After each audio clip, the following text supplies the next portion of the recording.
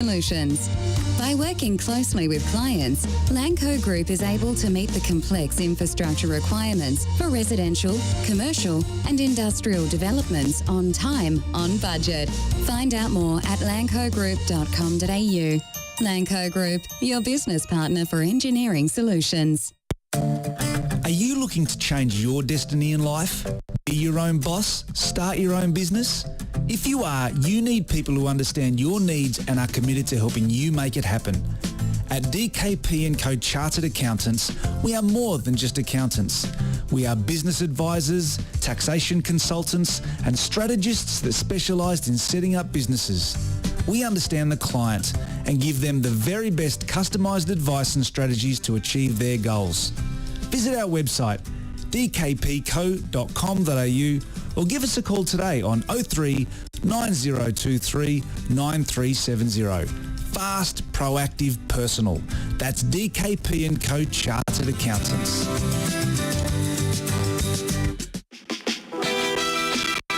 Victory to build. Barbarouses is quick. Is he in behind top or Stanley? It doesn't matter! Costa Barbarouses! Wow! Like a salmon, a spawning salmon. And Diamanti again! Oh, he's done it! Unbelievable kick. Come on here. Hello and welcome to the Oz Football Hour here on FNR Football Nation Radio. I'm Josh Parish. I've got Jason Goldsmith back with me this week after his sojourn to Jamboree and to Sydney for the Socceroos match. How are you, Jason? I'm good, Josh. Nice to be back in dry Melbourne after a week of wet weather up north. Well, it seems we've got the edge on them in terms of weather as well, so I don't know why you left the state, to be honest. Don't know. No one's making jokes about Melbourne's weather, funnily enough, from our northern neighbours. Be good to be back. So we're going to dissect the Socceroos' defeat to Japan, of course. We're going to talk about the Football Writers Festival you were at and the A-League as well. But first, it's over to sunny Broadmeadows, where we've got the head coach of Hume City FC, Nick Hegarty, standing by. Nick, welcome to the show. Good evening, and thank you for having us on. Well, we're delighted to have you because it's all in aid of a very, very good cause. Do you want to tell us about your player, Danny Dixon, and what has befallen him in pre-season this year? Yes, I suppose the Knights a kind of a Hume City hat off in terms of what we're kind of putting on over the weekend. But in terms of the start of the season was a bit different from others with a meeting that turned into, I think I might have cancer, following a surgery which kind of proved the fact. And again, the ability of taking somebody through that story and not wanting really anybody to know, to then getting into the place where we can try and raise awareness for everybody else going through the same thing has been an interesting thing to kind of, in a very small part, I would imagine, from my own side, guide him through. But that's where we're at now. He's in a good place, fit and healthy as best he can be, and looking to kind of spread the word and help other people who might be going through the same thing. Well, I mean, that's what the amazing thing is to me, that he's thinking beyond, himself and his own treatment right now about others who might be affected and might be saved from, serious consequences. So it's his teammates who've put this together, I understand. Hayden Tennant, yourself behind this, and you're actually going ahead with a charity match this weekend to raise funds for the Dylan Tombides Foundation. Yeah, that's it. I think once kind of Dicko had got into a position where he was kind of comfortable with everything that was going on, there was no doubt in his mind. He wanted to kind of raise awareness, and being from Perth himself, the DT38 Foundation is something that he was kind of very aware of and had people very kind of connected to it. So straight away they were in touch with each other, and then it was just the idea that sprung to mind, and it's been a very quick, probably month turnaround to being able to put on a game. Everybody's kind of got involved in it, from ourselves to the PFA to the DT38 Foundation. The club have been massively generous in terms of donating the facility and putting all the profits of the day towards it. So Again, there's been no end of kind of help and people who want to get involved, which is fantastic. And these kind of sad events often tend to be kind of positives in terms of bringing the communities together and making people think about sometimes what's a bit more important. Now, Nick, I noticed there's a goal of $20,000 on a GoFundMe page to be raised. Can you tell me what sort of fundraising activities will be involved in the charity match? Cost to get in, that kind of thing? Yeah, so to get in, it's just going to be a pay as you feel. So the day will be whatever you want to contribute to get in, whether that's 50 cents or $500. It's completely up to the people coming in, which would be great. We've been running a decent raffle throughout the last few weeks, which will still be the tickets on sale for the day, which has some great prizes donated by a lot of fantastic people. Diamante shirts, A-League shirts, tickets for comedy festivals, TVs. It's endless. I probably can't remember half the stuff that's going on, but it'd be worth it. Plus, we've got a few good activities in terms of people contributing haircuts and head shaves and ice creams and food as well for the day. So there'll be plenty of stuff to go, as well as hopefully a pretty exciting football match. Well, on that note, we're delighted to announce that FNR will be live streaming the match for everybody who can't make it on the FNR Football Nation Radio Facebook page, YouTube and Twitch. And we'll put a donate link in the description for everybody watching at home who wants to contribute in some way but can't make it down on the day. Tell us about some of the people who's going to be participating in this match. Yeah, so I think right now we're over 30 players, some top NPL talent, as well as people who Dicko's played with for over the years in Victoria. Plus, we've managed to get a few names from kind of the ex-pro A-League and overseas scene who are around. So obviously, Ersan Gullum, who's good friends of the club's coming down, Ben Kafala, Brendan Santalab, Thomas Sorensen's going to be there. Even a bit more experience in terms of Alan Davidson's going to be playing, which is he's probably the only one who's probably in the next level of age bracket. So he'll probably be fitter than all of us, I guess. He still looks fit enough. Yeah. Zappa's is going to don the boots as well. Plus a few more, again, people who've played a fair few, Cam Watson, Mahazi. There's a big chunk of players that should be worth coming down to see how we fare. And I don't know if it really needs must, then I might put a pair of boots on if it gets that desperate. Well, you've just taken my next question, Nick. Two-time FV gold medalist, so we wouldn't mind seeing you in action as well. How are you going to split the teams up? Is it two captains picking it like the schoolyard, or is there a theme going? There'll be a split before it happens. I don't know if we'd manage to get through that. In terms of who's going to be last pick, there might be a few troubles there. But we've got someone. We've got a guy coming down who was on The Bachelor, Kieran Stott. And Tony Topic, who's a boxing promoter as well. Plenty of followers on the social media world, which will add a bit of spice to the occasion, I think. So, I don't know. We'll see how we go. If I can help it, I won't be putting the boots on, and I might try and stay away from picking the teams too. Oh, it's a 2 p.m. kickoff over at ABD Stadium in Broadmeadows. When should people get down there for the pre-match festivities and the fundraising activities that are going on?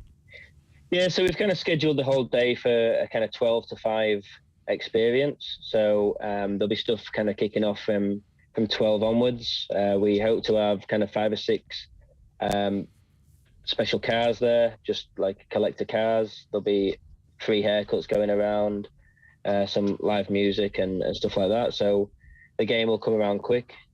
Obviously, the access to the players and seeing them warm up and stuff's going to be good. So yeah, just leading up to a normal game, I guess, a couple of hours before. Hopefully the game will be good. The raffle will be drawn at half time, which will hopefully not last longer than 15 minutes, but there's that many prizes. Who knows? We might have to delay the second half. But other than that, yeah, that's going to be the day. Fingers crossed the weather stays good, which is looking that way. And then we'll be on. Well, it's all in aid of the DT38 Foundation, which was set up to honour the memory of Dylan Tombides, very talented young Australian striker who starred at an international youth tournament and played for the West Ham Academy before he tragically lost his life to testicular cancer.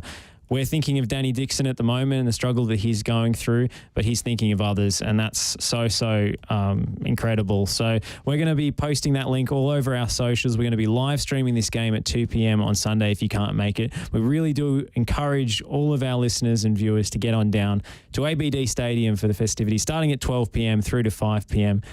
For this charity match. Nick Hegarty, you've got a cup game to get through, so we'll let you go. But thank you so much for giving us your time. We look forward to seeing you on Sunday. Beautiful, guys. Thanks for having us and thanks for the support. Absolutely, our pleasure. Nick Hegarty, head coach of Hume City here, representing DT38, and Danny Dixon, one of his players, a beloved player in the NPL Victoria, who's going through a tough time. Jason, I know you've got some experience with DT38 as well. Yeah, they've picked a great charity, and it's the power of football. I guess they can do something. So with Dylan Tombides, it was a misdiagnosis that caused his cancer to spread. And if it had been diagnosed correctly, he would have probably been leading the line for the Socceroos last Thursday. Such was his talent. He played one League Cup game for West Ham as an 18-and-a-half-year-old and was earmarked to go on to do great things. But his family are carrying on his name. West Ham are carrying on his name as well and doing a tremendous job. And hopefully they can raise some money for Danny Dixon's cause as well. So it's a great incentive that Nick's doing. Well, shout out to Tracy Tombides, who's been on the station before. We've done an interview with her, which was very emotional and incredible. So we just want this day to be a huge success. So I'm more than happy to volunteer the FNR airwaves for the cause. We're going to take a short break. We've got Socceroos versus Japan chat coming up next, so stick around. Are you looking to change your destiny in life? Be your own boss? Start your own business? If you are, you need people who understand your needs and are committed to helping you make it happen. At DKP & Co Chartered Accountants, we are more than just accountants. We are business advisors, taxation consultants, and strategists that specialise in setting up businesses. We understand the client and give them the very best customised advice and strategies to achieve their goals. Visit our website, dkpco.com.au, or give us a call today on 03 9023 9370. Fast, proactive, personal. That's DKP & Co Chartered Accountants. Since 1998, Lanco Group has been providing superior civil engineering solutions and advice to developers, local government and service authorities across Australia. Lanco Group is known for delivering sustainable, efficient solutions. By working closely with clients, Lanco Group is able to meet the complex infrastructure requirements for residential, commercial and industrial developments on time, on budget. Find out more at lancogroup.com.au. Lanco Group, your business partner for engineering solutions. Vickery looking to build. Barbarouses is quick. Is he in behind top or Stanley? It doesn't matter! Costa Barbarouses! Wow! Like a salmon, a spawning salmon. And Diamante again. Oh, he's done it! Unbelievable kick from Maria. Well, we've been flagging it on this show for quite some time, but the Socceroos' path to automatic qualification was still a mathematical possibility, I should say, coming into that game against Japan on Thursday night. It was a must-win, and Graham Arnold's men simply did not do what they had to on the night. 2-0 it finished to the visiting Japanese with 2 late goals after a pretty dominant performance by the Samurai Blue.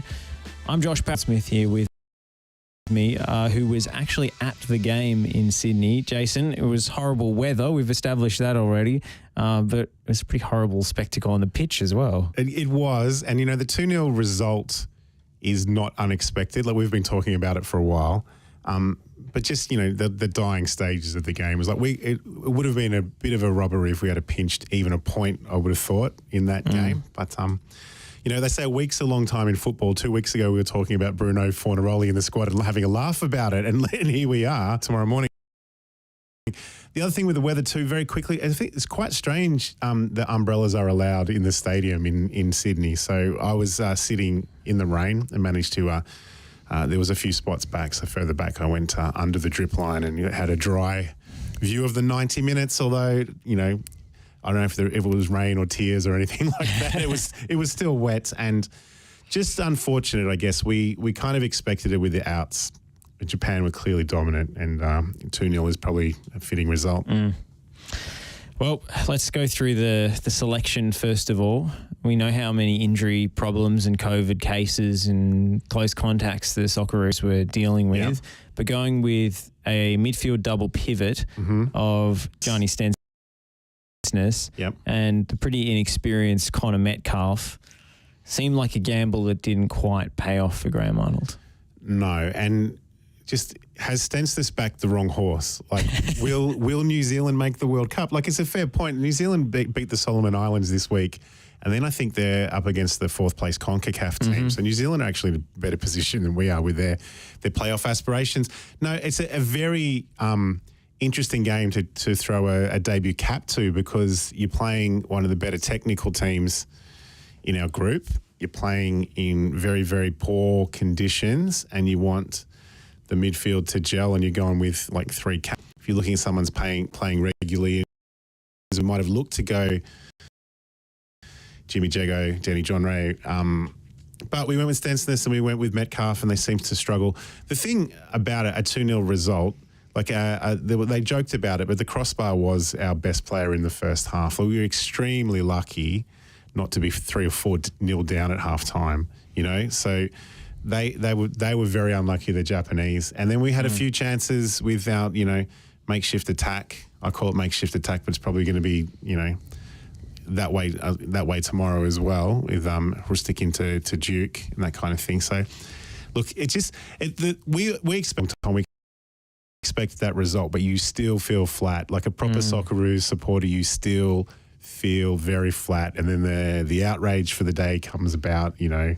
on social media and the rest of it. And what happens from now? Now they're talking that Arnie's going to get the chop after tomorrow's game, or the Saudi game, after, depending on the result. If they get flogged, that he might go. Well, that's certainly the line that's being run in Fairfax today, in the Age. So we'll see what happens. But I just feel as if the warning signs were there much earlier. Of course they were. Emotionally, you feel it on the day, because you still secretly feel like we can pull the iron out of the fire and do it on home soil. Yeah, and it would have been burglary, because the crowd's there, they're into it, they want the win, the support. Active were quite good given the conditions. So all of it made for a fairly decent atmosphere, even though the ground was, I'd say half full, half empty, however you want to look at it.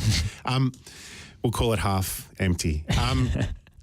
So, those chances that we did have. So Rustic had a free kick that was close, and he had another long-range shot. He put the ball on Mitch Duke's head, and I think it was Metcalf long-range shot that Duke deflected wide. So there are 4 really sort of good chances, and you kind of thought we're gonna steal this. If they keep hitting the woodwork and we can actually just pinch one, we might actually get away with a result. But it would have been the robbery, the wrong result.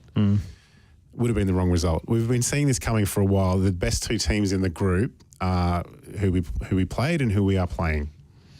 I mean, I just want to rewind to the win away in Vietnam, where I was continually told I was being too negative to expect anything better, because the pitch was terrible and it was very hot. And I just, the warning signs were there. We were playing like rubbish in even games we won. The 11-game winning streak, the world record that the Socceroos crowed about on social media and the press releases so much, was an absolute fugazi. The teams that we were playing against, it's a joke looking back on that now. It is a joke, and I think our leaders and our coaches, they take the press conferences like they're politicians, right? Because everything is rosy and everything's great. We're playing great, was what Arnie told us. We're playing great. We won 11 in a row. It's like, who have you won the 11 in a row against?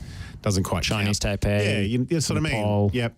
So countries that have never nor likely to make World Cups in any time soon, or even Asian Cups, let's be honest. Hey, they're expanding it to 48 teams. That might be our saving grace Asian as Cup well. Or the World Cup? The World Cup, yeah. The World Cup. I know. Maybe we need some of those cultures that are a bit more frank and direct. Like we talk about the Dutch being so, like, Pim Verbeek saying, I'm not picking anyone in the A-League, or that kind of thing. Maybe we needed some more directness, other than painting a rosy picture that's not really rosy.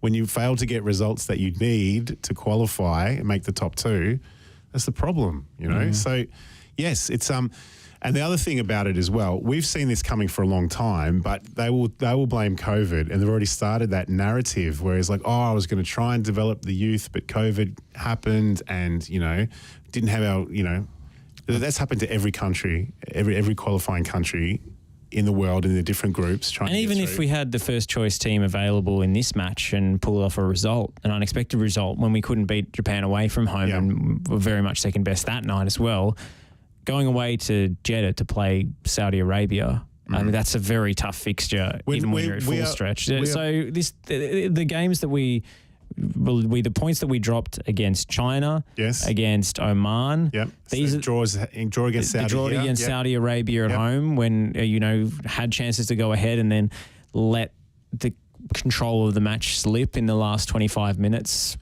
because the Socceroos just simply couldn't keep the ball. Like that's the glaring thing for me. Missed opportunities earlier in the campaign. The Japanese, the game against Japan was a poor performance, and we were completely dominated on our own patch, and it is a bit humiliating. It could have been more if Minamino hadn't hit the crossbar so many times. But we shouldn't have been in this position in the first place. You shouldn't have been relying on a result against the best team in the group. Correct. And then we had the narrative, our goal difference is as good as 3 points, right? So we had that line thrown at us as well. The COVID excuses are coming, which is terrible. But if you I reckon our midfield, we missed out in our midfield in terms of who was missing. So Tommy Rogic was clearly a classy player for us in terms of the last home game against Vietnam. Made a massive difference. There was no real creativity there. And in terms of attack, we're missing a lot. That's why Bruno got the call up. But they haven't set the world on fire. Like Adam Taggart hasn't, scored massive major Socceroos goals, and the other options that we were looking at, and I think Taggart's the best of a paucity of options when you look at his all-around game and what he does for the team in terms of pressing and bring other players into the game. But you're right, he hasn't been prolific. No, and even Mitch Duke's record, like he's playing in the Japanese second division, he hasn't scored for 9 games or something, but he's leading the line for us, right? And he had one, possibly 2 chances that maybe we needed to throw Bruno Fornaroli in there to get into the game, get into the tempo. And we were picking a 34-year-old that's got some ability to create, that maybe we needed him, because we looked flat. We didn't look like beating any of these players. Ryan Grant was never going to beat anyone in a one-on-one. Tilio did off the bench. Falami got like a minute, so you couldn't really tell. And Hrustik's good with a dead ball, but when he tried to take, you were talking off air about him being out of position, but dead ball, he's amazing, and he's going to be a very, very strong Socceroo for a long time to come. But in those conditions, trying to take on some of the Japanese, he got found out a little bit. I think this game has provoked, as always, a massive existential crisis about the production line and the cattle and so forth. And there's many conversations to be had there. But when it comes down to it, Graham Arnold has done less with more when it comes to the talent in the national team, and hasn't given players opportunities at early stages so he could rely on them in this match. Correct. Like Tilio. Is the prime example of that. Our one shining light, who is not trusted when the chips are down at all. And Jeanro falls into that category as well. And even Hrustic and Jeanro, in Arnold's mind, because he thinks of everything through this one system and this one prism, they're both number 10s. Yeah. And when you look at what Toulouse do in Ligue 2, I've been watching a few of their highlights because I was curious, and they play 4-3-3. Yeah. And Jeanro is just one of the 2 8s, 10s, whatever you want to call it. But he can play with another attacking creative player. You don't have to be wedded to this double pivot at all times. But Graham Arnold has shown no propensity to change the shape, no propensity to include more than one creative midfielder at a team. So God forbid, Aiden Hrustic would have someone to combine with. You saw how frustrated he was at the end of the game. Oh, yeah. He was kicking advertising hoardings. He was booting balls into the stands. And that's born of a frustration of having no help and being the sole player who's presenting between the lines.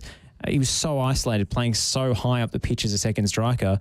At Eintracht Frankfurt, when he does play, he plays as one of the 2 central midfielders. So he's very versatile, and we haven't made the most of his skill set. Yeah, so if he's just picking players to go into the position of his... Tactics have to be complement the players, not correct. The other way around. That's right. You got to work with what you've got, but he's putting players into what he wants. Square pegs, round holes. Correct. And that's That's why I felt Connor Metcalf was set up to fail in this match. He played poorly. He got substituted at half-time, but he wasn't put in a position to succeed, much like Jackson Irvine for the whole campaign being underwhelming, suddenly coming alive against Vietnam because he's given license to bomb on into the box. Metcalf, having just been signed by Sao Paulo, Jackson Irvine's club, they see a very similar mould of player in him, and that's where you get the best out of Connor Metcalf is when he's in a more advanced role, but using his physical attributes to make those third-man runs. And if he's playing as one of these deep midfielders who are given no license to go forward and roam, he's totally neutered as a footballer. It's interesting, Josh. So tomorrow's technically a dead rubber. The Saudi game's a dead rubber. Arnie's been told... Arnie has told us he's going to play the kids, right? So within the squad, that you would think that means that John Rue gets to play. Nathaniel Atkinson will get his first cap. Sure. You'd think Nick D'Agostino might get his first cap. If he's fit, yeah. Falami will get more minutes, right? So if he plays the kids, that's who's in the squad. Connor Metcalf has to play again because you want to get more game time or get him more caps. But if he plays the kids and they get flogged, they get thumped, right? His job's in major trouble, right? So from self-preservation mode, what does he do? Does he play the kids like he said, or does he go into his normal formation because he wants to hold on and take him to the playoff? Because as Robbie Slater says, well, Ange took us to a playoff. You know, let's not forget that. Even though he was calling for Ange's head at the time, which is very easily Googleable.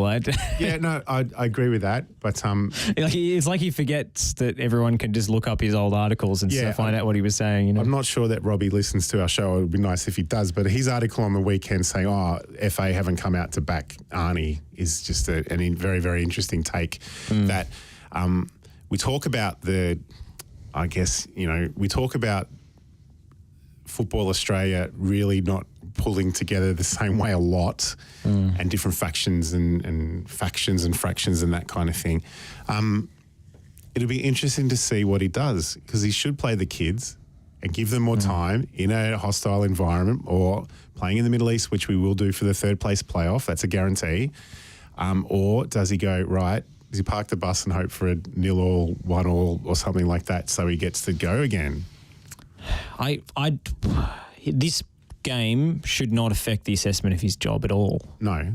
It doesn't matter. So I would prefer him to give minutes to younger players, but I don't know if Football Australia will see it that way from a PR perspective. Well, if you look at Holger's term as leading us, he took us to the Asian Cup final and we qualified for the World Cup.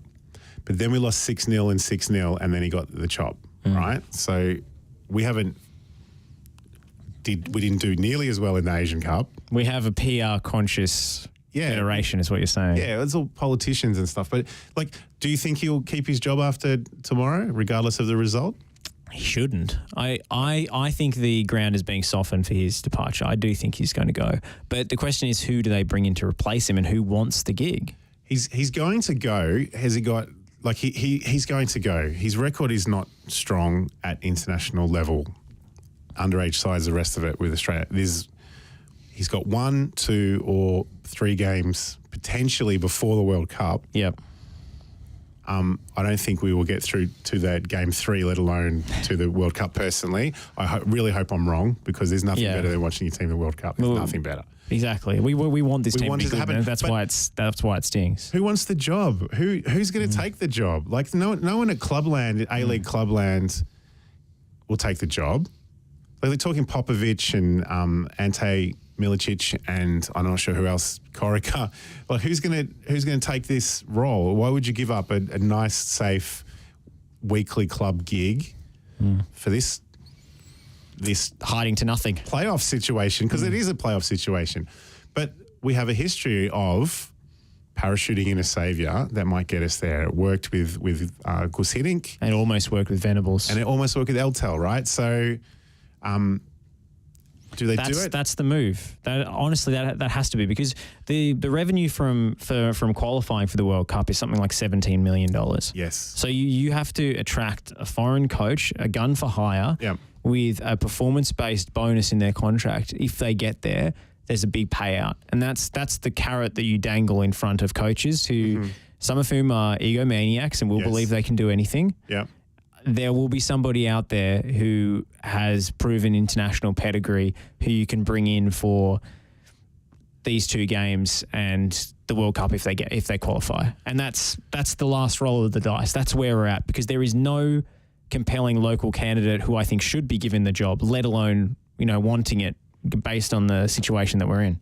I don't think they will, but I want them to. It is a gamble. We're going to lose more by not qualifying than we'll get from getting close, right? And go, oh, that's okay. We saved some coin because we stuck with Arnie. He had the Olympic gig and the senior gig. Like it's too much for someone that hasn't shown us anything, really. Like, what's his best result with the national team? Result with the national team. Well, he's taken 2 Asian Cups. He had the golden generation in we bombed down the quarterfinals in 2007, right? Yep. Okay, quarterfinals with that team. And there was all sorts of internal infighting as well. He fell out with everybody. Lost the players. Okay, so 2007, that's our first Asian Cup and he bombs. The next 2 Asian Cups with sort of the trail end of the golden generation, we make the final and we win the final. Then he has it again and what did we make, round of 16? No, it was quarterfinal, same against thing. UAE, we bombed out 1-0. Degenek back pass, crossing to Apo Yanu and McLaren desperately in the last few minutes. Olympics, he had 2 Olympics or 1 Olympics? Not out just the one, because he had 2. He had Beijing 2008. Beijing. We didn't make it out of the group. No. We didn't make it out of the group in Tokyo. To be fair, we haven't qualified for any other Olympic tournaments. Okay, but that's his record. His best result is the win over Argentina in the Olympics. A very poor Argentina side who got a player sent off. Yeah. There you go. So that's his best result. And then we've had, and he's 11 in a row. That's going to be his legacy. That'll be his legacy, will be 11 in a row. Because if we don't make the World Cup and you've got, that's his track record. And fair play to Arnie, he's a Socceroo and legend of the game, success. And it's not an easy gig. It's not an easy gig, but we can't keep going like this. We just can't keep going. The fact that we went back to him and gave him both roles astounded me to start off with. And invested financially in an incredibly heavy way by all reports. He was on big bucks to do this dual role. Correct. So he's been paid handsomely for his services despite all the vitriol he gets. Yeah, and people are talking about, he's had to quarantine here and there and, travel a lot and with all the COVID and the shutdowns and the lockdowns and stuff. Well, then he should be watching video of where his players and what they're doing for their clubs and have a plan B, change the tactics. You can't just bomb the ball long for someone to head it in all the time. Like, it's frustrating. It's really frustrating. So I hope they do it, but this is the problem. We can't cheer for us to get flogged tomorrow. That's not in our nature. We want the kids to do well. I hope he plays the kids and they do well. But, yeah, playoff situation, we've done it twice. We almost did it, almost made it the first time. We missed out the second. We missed out the first time, made it the second time. Everyone remembers the 06, the golden generation that started us. Everyone forgets the 32 years in between that of all the heartache. And we're in real danger of having another 30-odd years, Well, except for the size of the World Cup. Yes, I mean, that's going to probably be our saving grace, but that's a further slide into mediocrity. And, if it is going to be 48 teams or whatever, the target has to shift to making it out of a group there, not to just merely qualify. And then how do they manage that? Will they go from 48 to 32? There's like a second group stage. It's terrible. It's a terrible new format, but they're probably going to do it at USA, Canada, Mexico, that crazy multi-country tournament that's planned for 2026. That would actually be a great World Cup to go to because you've got the rectangular stadiums already in place for that North American market anyway. And, it would be a pretty good party. But you don't want to go there to watch a 2-0 loss, 3-0 loss, hoping you burgle out of a group. And the way we're tracking, if we're in groups of 3 or 4 at that large World Cup, we're not going to be seated near the top. We'll have our group of death every single time. So we need to do something. Yeah, well, it's pretty grim, isn't it? It is grim. It's like I said, I thought it's hard to have any optimism about the situation. I thought we would lose, and you still feel flat when they lose, and that's always going to happen. You're going to feel flat when they lose, but you just we can't keep going on fighting spirit and backs to the wall and all that kind of rubbish that we get dealt. Yeah, all heart but no soul. This Socceroos team, I think, all heart no soul. But I think it is important to think about the sort of flow-on effects from the coaching we see week to week in the A-League. I don't think there is any coach in the A-League aside from Arthur Pappas who really embraces risk and really takes the game on in the way that, we've got these sort of two schools of thought. We've got the Arnie school and the Ange school, which is a little bit overblown, and maybe some of Ange's tenure is now romanticised based on what he's gone on to achieve. Yeah. But you look at the way that Arthur Pappas, an Ange acolyte, approaches the game, and potentially, it was suggested to me on the Asian Champions League preview I did last night for K-League United, our friends here at FNR.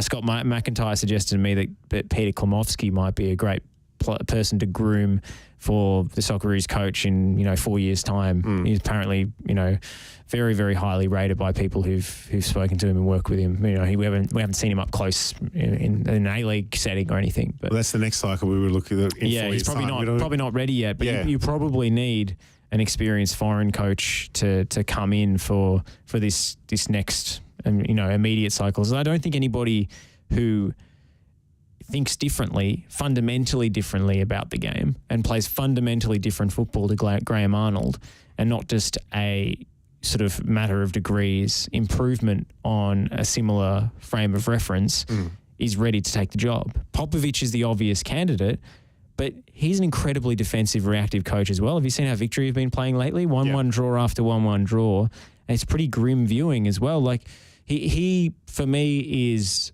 a more diligent coach in terms of the tactical approach in preparation for the opposition. I think he's incredibly good at analysing the opponent and setting up to counter their strengths, but he's not a proactive manager. Well, he's great. He's been great in the A-League, as was Arnie, but he also is quite similar in that he has his players follow him around, right? So he's got the respect of his players and the players that like him, that have played for the Wanderers, for the Glory, for even followed him to Greece and then back again to Victory, right? So Arnie's not reliance, but Arnie's punt on a Sydney FC player or a Mariner and the rest of it is, we're not stupid. We can see it, right? So we need someone that shakes it up, someone that can recognise the footballers, that doesn't, that has that. You can have that instant spark, I guess, and reaction to try and do it. So. All I want is a national team that I'm proud of what they're trying to do. Yeah, that's all I want. I just want to be proud of of the intent. Yep. Even if it doesn't work, correct. I'd rather shoot for the stars and fail than try and accept the grim reality that we're just not good enough and we can't play fancy football. Yeah, because COVID's made us all stay at home and not kick footies around anymore. It's exactly right. But we were proud, through from my supporting through the 90s into the early 2000s when we weren't making World Cups, but we were producing quality players and they were playing good football, and there was always a chance that someone's going to score a goal because you've got talented players. No one's walking around the street with a Mitch Duke top on thinking that they're going to pinch one for us. So. Look, there's lots of things to do, lots of things to talk about with that in terms of where we develop the players, But let's see how we go tomorrow morning, hey? 5 a.m, you going to watch it, or you have to watch Macedonia tomorrow? I to be honest, I'm going to be at BT Connor. Yeah. Let's be honest. That's going to be more fun. Ride that wave. Yeah, absolutely. Exactly. If they beat Portugal, the roof's going to come off that place. It will. I'm out of the Socceroos going on a second screen somewhere, but right. I'll be filming the crowd in case something good happens. Dead rubber. Again. Dead rubber. You need to get on Macedonia. Well, hopefully we have something to be positive about. Green shoots tomorrow against Saudi Arabia. Even if we get a couple of new caps, it's always good to get more Socceroos. So Atkinson and D'Agostino. Let's see if they get to play. Well, maybe the stadium will be half full next time instead of half empty. That's how we look at it, right? We'll go to a break here on the Oz Football Hour. On the other side, Jason's going to tell us all about the Football Writers Festival that he attended and some of the discussion points and panels and people he heard speak arising out of that. And we'll take a look at the A-League's weekend fixtures, so stick around. Are you looking to change your destiny in life? Be your own boss? Start your own business? If you are, you need people who understand your needs and are committed to helping you make it happen. At DKP & Co Chartered Accountants, we are more than just accountants. We are business advisors, taxation consultants, and strategists that specialise in setting up businesses. We understand the client and give them the very best customised advice and strategies to achieve their goals.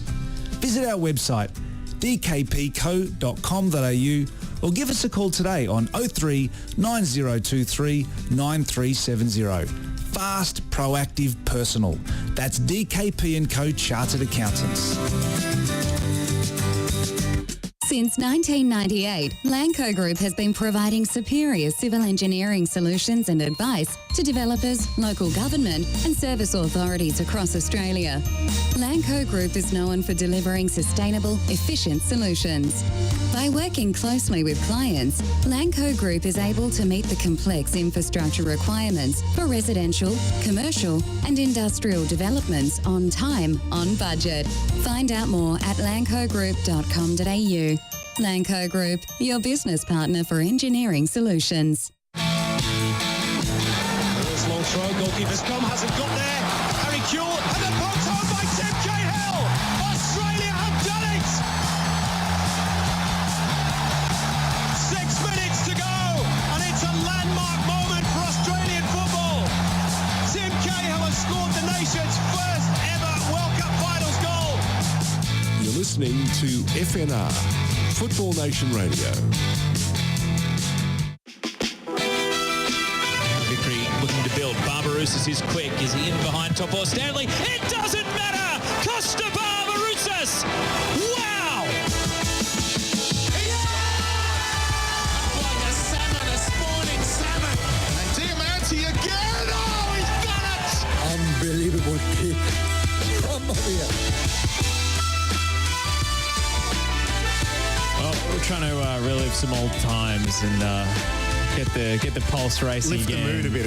Lifting the mood and talking about the good old days. You're up in Jamboree over the weekend for the Football Writers Festival. Tell us a bit about that event, first of all, put on by Fair Play Publishing. Benita Merciades crucially involved, and lots of dignitaries and big names in Australian football in attendance. It was. So Football Writers Festival is the third one. So Jamboree is a town on the south coast of New South Wales near Kiama. It's in the pub there, which is still owned and run by the Warren family. Johnny Warren's brother Ross and son Jamie. And there's just amazing memorabilia on the walls at that place. It's really, really good.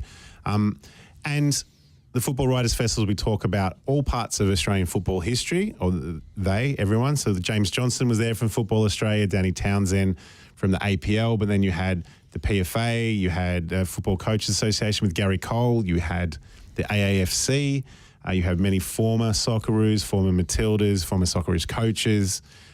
We talked about books, but we talked about other parts of the game, and maybe the two major speakers that sort of they could come back and save the game. Maybe Brendan Schwab and Craig Foster both spoke there as well, which is amazing. So it was a really fun event. A lot of like-minded people like us talking about the game, all different aspects, from the cost of playing at grassroots to how do we develop elite talent, when do they go to Europe and back and forth. So it really is quite good. They had enough different functions. They had a breakfast with Heather Garriott to talk about what the Women's World Cup legacy will leave us. Photo exhibition, trivia night with the Ladies League girls, which was lots of fun after a few drinks. And that was the weekend. So it was good. So despite the gloom and doom of Thursday night's result, it was actually nice to be around a lot of football people and talk a lot of things. Who was the most impressive speaker for you? What were the nuggets of wisdom that you took away? What really is still sort of resonating with you after the weekend? Fozzie, Craig Foster is... it's a real shame that we've lost him to the game, but it's not a real shame of the advocacy that he's doing for refugees and the like. So he's an amazing still on speaker. Stan Sport FC, of course. Yeah, of so course. We hear his views on Australian football again, which is nice to have him still tangentially involved at least. Yeah, Adrian Archuli from SBS was the MC for the whole event. Obviously knows him quite well from SBS and introduced him as the Prime Minister of Australian football. The Prime Minister of Australian football. He was fantastic. Some of the other nuggets that we got out of it, Danny Townsend was interesting from APL, and we discussed how the split from Football Australia has gone, and he likened it to a couple. The uncoupling was likened to a couple of divorced parents that are dropping the kids off but hoping not to pass each other in the driveway. Which didn't fill me with too much confidence with the way things are going. I think that's revealing a little too much about the vibe, Danny. I know it was interesting, but the one thing that I did, only from our conversation with the likes of Daniel Sturridge and Jason Cummings, is that the marquee money will come in the next couple of years. They're going to spend big. And this is digging into the Silver Lake funds, isn't it? The Silver Lake funds. He said there'll be some marquee spending to get some players back. Interesting one whether or not that works or not. One thing actually that did, there's a book called Code Wars that comes out that Dr. Hunter Fujak has put out, which is a really interesting read. He talks about rugby union, rugby league, Australian rules and football or soccer, and in terms of how it goes in terms of participation, the advertising dollar, TV rights and that kind of thing. And he suggested the most successful Australian football events are the likes of Barcelona or Real Madrid playing a Melbourne Victory or a Central Coast Mariners. You mentioned LA Galaxy, the stuff that we kind of laughed at a little bit, that's the one that gets the eyeballs on the TV and the people through to the crowd, and that would be the hope to get crossover, and that someone's watching the international team against the A-League team, and that they might go, oh, if there's an A-League team, it might move some people across that way, which was interesting because it's, I guess, football purists and people within the game don't particularly like so much. We joked about the half and half scarves of the A-League All-Stars and... You know, to be fair, I was reflecting on that conversation, and to be fair, I don't mind when there's an A-League team as one of the competitors. Yep. I actually think that's good. Okay. When it's the A-League All-Stars, yes, and it's supposedly the best of the competition, but they've had no time to train together and they're actually a rabble, yep, I think that's an empty concept that actually devalues the league when they end up inevitably not playing as well as an individual club side would. Yep. I do think it's a bit of a rip-off and a money spinner for you know, like I wouldn't pay to go, to be honest. But if that's what you're interested in, you know, everyone still goes on and on about "You'll Never Walk Alone" being sung at the MCG, but Liverpool were playing Melbourne Victory that night. Yeah, that's correct. what made it interesting. There were actually Victory fans there supporting Victory. The things that really get my goat, I suppose, as empty kind of Euro snob events that don't do anything for local football, is when two European powers play each other in a game that neither of them care about, and everyone is, you know, is charged through the teeth to attend, like, you know, Manchester City and Roma and Real Madrid a few years ago where people were throwing paper planes on the pitch because it was so boring. Well, we haven't spoken about the tennis balls that the Rangers fans are throwing on the pitch at the moment, actually, aren't they? So their game that you're talking about. So they've actually just announced this week a couple of extra games, haven't they, I believe? So I think Melbourne Victory are going to be playing some Spanish teams. I've also heard on the wind rumours of a Manchester United tour as well. Okay. So, I mean, I don't know if anyone wants to watch United at the moment, but, you know. They're still brands. They spoke about the new home of the Matildas that Football Victoria are putting on. So Football Victoria were well represented at the festival, which was great. That's a development of what was already the Melbourne City training base. Yeah, Bundoora. So it's the old Bundoora campus. Melbourne City don't need it anymore because they've moved out to Casey and built a whole new facility. Yep. So they're just updating and expanding the Bundoora Melbourne City campus into... I believe so, but I think the more important part about that discussion was that they got government funding from state and federal government to actually help the development. A lot of times football cries foul that the other codes get all the money when it comes to being divvied up. It's budget night tonight, everyone, if you're listening. Hopefully football gets a piece of the pie. Some interesting discussions around Lisa Devanna's bullying claims and the culture around the team as well, which went through, which kind of sort of linked into next year's Football Writers Festival, which will be held in Sydney in the days leading up to the Women's World Cup, and they've already announced a number of key journalists in the men's and women's game from around the world, from a lot of the UK papers, New York Times, that kind of thing. So it's going to be really worthwhile checking that out if you're up in Sydney for the opening of that tournament anyway. It's going to be held in, I think it's Indigenous Names Tara, excuse my pronunciation, which is Dawes Point around the rocks of Sydney. So it's in a really good spot. July 15 to 17, but something well worth checking out. I'm sure it would have a very, very big women's focus for that Writers' Festival. Yeah, interesting. Well, sounds like a pretty successful weekend. It was fun. It was wet, but it was fun. It was good. And I got to showcase my book. I had a panel which included Gary Cole, John Cosmina, George Harris and Raleigh Razic, hosted by Zappers. So Lucas and I got to be my guest in our book, which was fantastic because we didn't do much talking with a panel like that. Any good stories from Gary Cole? There usually is. Yeah, he talks well about Del Piero and Del Piero's own dressing room downstairs and how he did that. So he invented social distancing before it happened. But they said after Del Piero, Sydney FC haven't really got their marquee spot wrong. They worked it out the first year he was great. The second year he was not so great. But since then, and this season not included this season, most of their marquees haven't really missed. That's true. That is actually one thing you can say about Sydney FC's period of dominance. Yep. So he was good in talking about that. Cozzy was great in talking about Romario and how he was brilliant at five-a-sides, and that's about it. He said he had a slight injury and wouldn't train one night, so he let him go early. And then the next day, he saw pictures of him playing head tennis on Glenelg Beach on the front page of the paper. So, and interesting that the powers that be said to him, "You have to play Romario. I don't care if we lose." Which, say that to a coach. That's wow. Really, an interesting. I mean, he was only here for a 4-game guest stint, so I suppose the pressure was on. And he was 38, but anyway.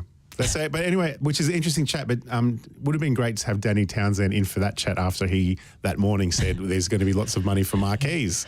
So anyway, shout out to Daniel Sturridge if you're listening. Yeah. Somehow I doubt it. No. I think he's... I wonder if we'll even see him on the pitch again this season. Probably not. We might not see him. That's unfortunate. That'll go down as a bit of a bust. So well, there was a fair bit of excitement about it when he signed. So that was the biggest press conference I've been in terms of the Zoom presses. Biggest one I've been in all season. There was genuine mainstream media interest from that. But the fact that we're signing somebody, washed up, injury prone striker just for name recognition. We might need a new ground zero for the APL. With we had a pretty good launch in just can't get enough. That ad campaign that came through was really good. There was such a promising signs from that. We derailed a bit with COVID and the Paramount situation and the rescheduling of the games and all the rest of it. That if they do come back with some marquees, and that might be a good way to sort of just launch the season. Not see how they go, but just launch it. We'll see. Well, so much for young players being the face of the A-League, huh? Well, yes. Here come the future. Here comes the future. Here come the future. 38-year-olds on $1 million contracts. Well, it depends what names they've got, I guess. That's true. If it's Zlatan, he might still be able to perform, but we'll see. Yeah, well, if only they could get Marco Tilio off the Melbourne City bench so he can get in the promotional materials next season again. Maybe. All right, thank you for that, Jason. We're going to take one final break and we'll do a quick roundup of the weekend's A-League action before we get into Radio Dub, which is coming up. Huge A-League Women's Grand Final review with Amy Jackson, Melbourne Victory legend and goal scorer in the Grand Final, is going to be joining us. And we've got a Matilda squad to break down. So big night here on FNR. Stick around. With this great sporting nation who has yet to embrace fully the world's greatest game, and for so long of trying to have the game accepted. When I'm up to the big football field in the sky, I just want people just to remember I told you so. And suddenly the complexion of the game changes. Let's hope it doesn't, but this is the best period for Iran in the match. Ali Daei, danger for Australia here, the flag's down!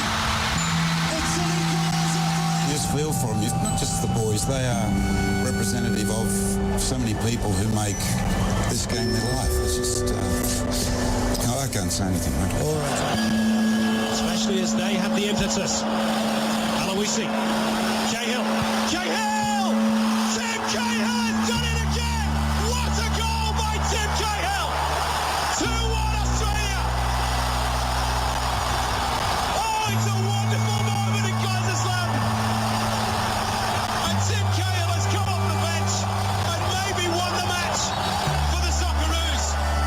listening to FNR, Football Nation Radio.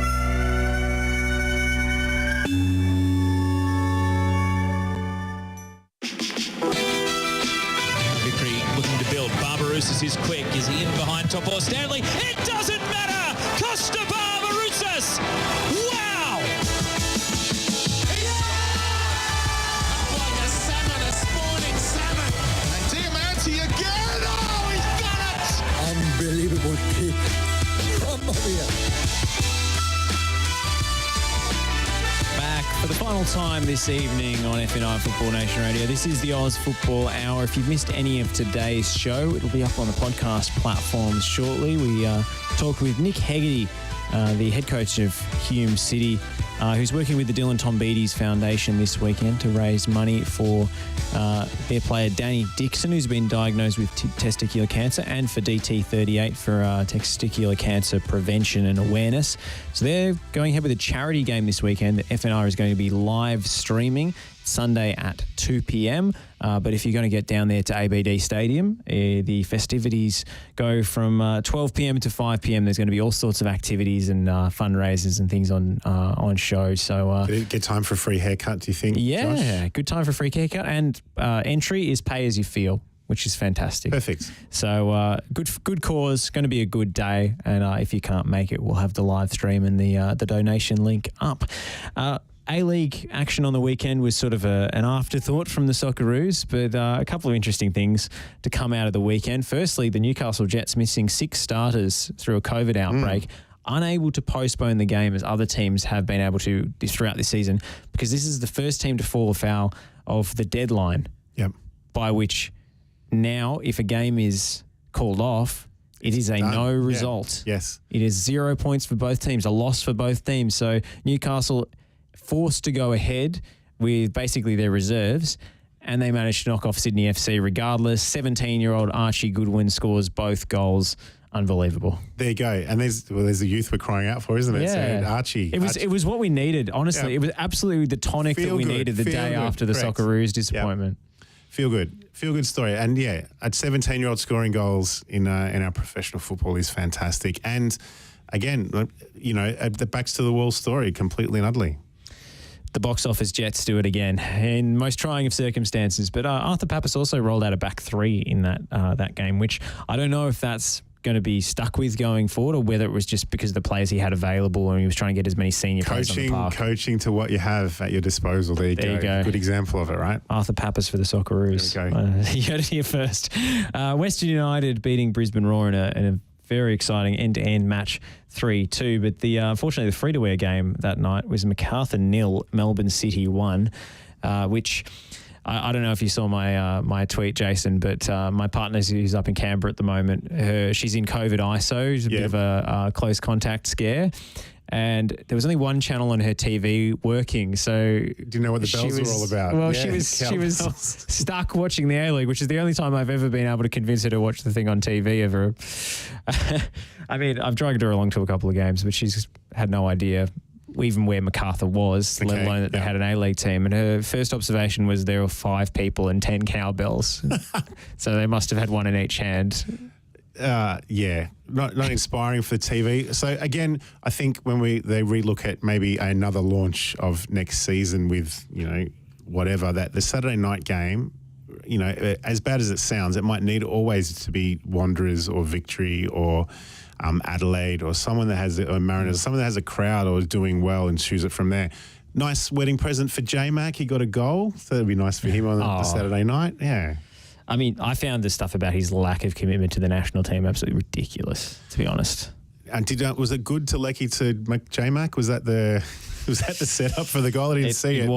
It was Lecky to J-Mac, which is a bit ironic. And we were talking last week about Curtis Good not being allowed to join up with the squad, and it does feel like CFG aren't playing by the same unwritten rules as everybody else. But true. As to whether that would have made a difference to the result, I have my doubts. I heard that the first time they put the squad together, that they needed to name, just in case, they named about 60 or 70 players. I think it was 50 is the preliminary squad. No, the one before it. So 50, the 50 that they named for Thursday that Good wasn't on that list. list, but the one before it, they named 60 odd, and this is the whispers that I heard, and they said, oh, that's a bit ridiculous, isn't it? Okay, we'll just name 50. So if he was on that squad, he would have gone. Anyway, not to worry. Didn't What's end up. done is done. He wouldn't have played anyway. He might have played against Saudi Arabia, maybe, possibly. but I don't think they would have picked him Thursday.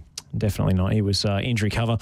Central Coast Mariners 3, Adelaide United 0. Red carded Joe Gauchi affected this one, but I got to say, Irenia was outstanding. And I, after this match, I'm just on team Cap the Cum Dog. Yep. I'm all in.